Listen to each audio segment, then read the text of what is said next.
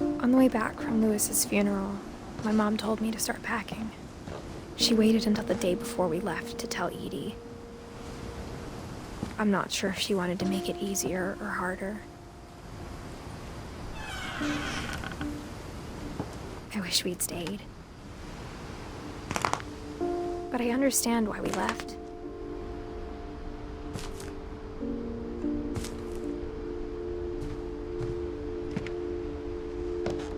My mom ended up leaving everything behind. What happened that night had been coming for a long time. Maybe it should have come sooner.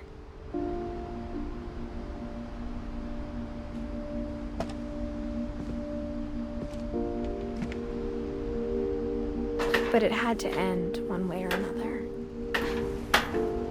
All that's left now is to tell you about that last night.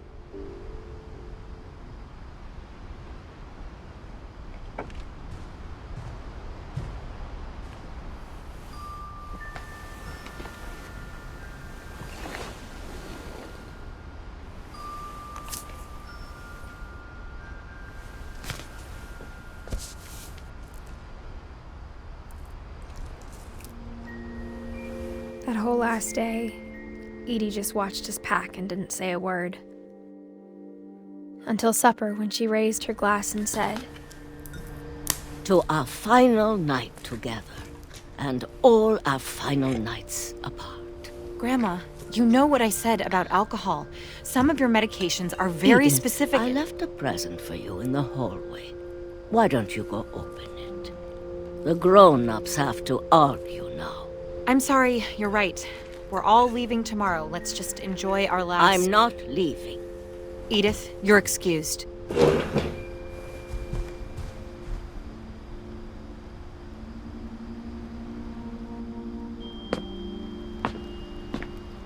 The power had been shut off that morning, but Edie always had plenty of candles. When my mom sealed the library, I don't think she knew about the other entrance. Or that Edie had a key to it.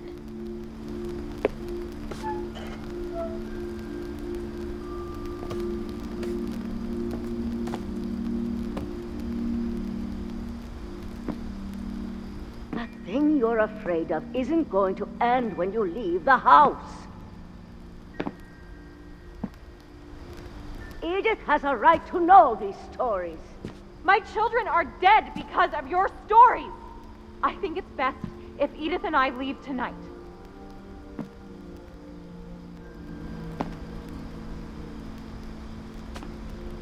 We'll have the nursing home send a van for you in the morning, okay?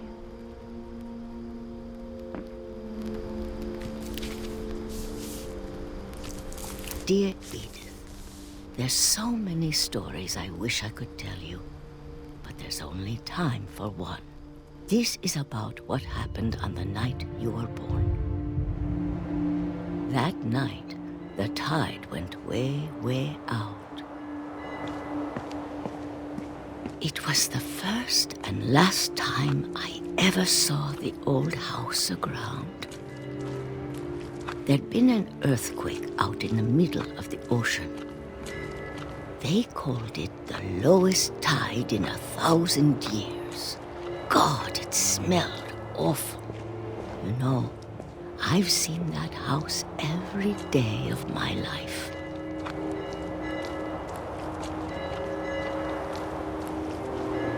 But I never thought I'd go back to it. When the fog rolled in, I lost my way.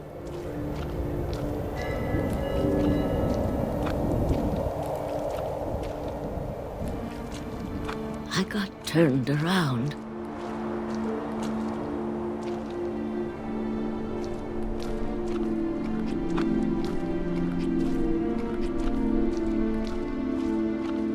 I started seeing things.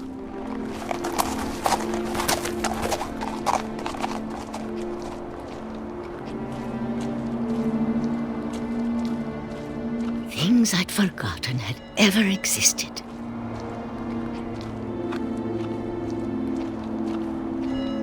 when I saw them, they felt like old friends. That night, a lot of things came back to me. Or maybe I came back to them.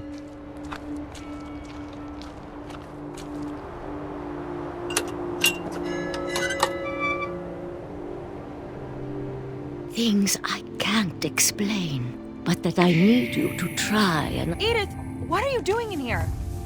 It's mine. Edith! Mom, you're gonna rip it! Let go! I kicked and screamed, but Mom dragged me to the car. I never saw Great-Grandma Edie again. The next morning, the van came to pick her up, but she was already gone. After that, we moved around a lot.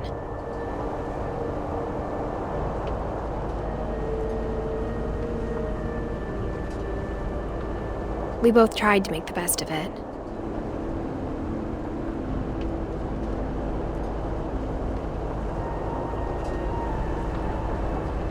A few years went by.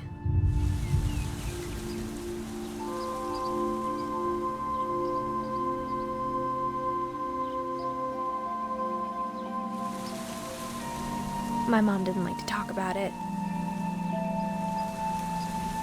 but she started getting sick a lot.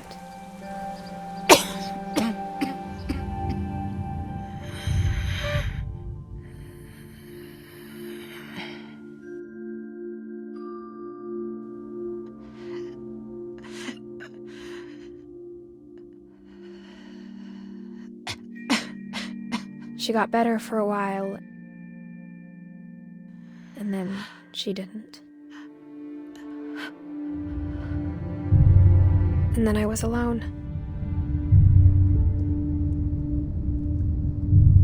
The last Finch left alive.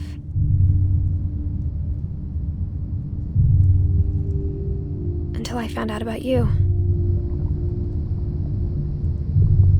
I'm still not sure what to tell you about all this. If we lived forever, maybe we'd have time to understand things. But as it is, I think the best we can do is try to open our eyes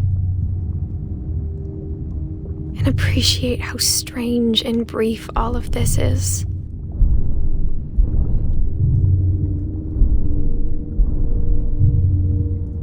This journal was supposed to be for you, but now I hope you'll never see it. I just want to meet you and tell you all these stories myself.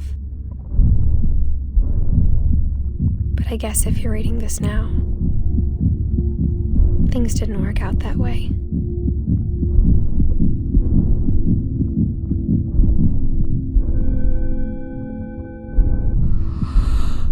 This is where your story begins. I'm sorry I won't be there to see it. It's a lot to ask, but I don't want you to be sad that I'm gone. I want you to be amazed that any of us ever had a chance to be here at all. Good luck.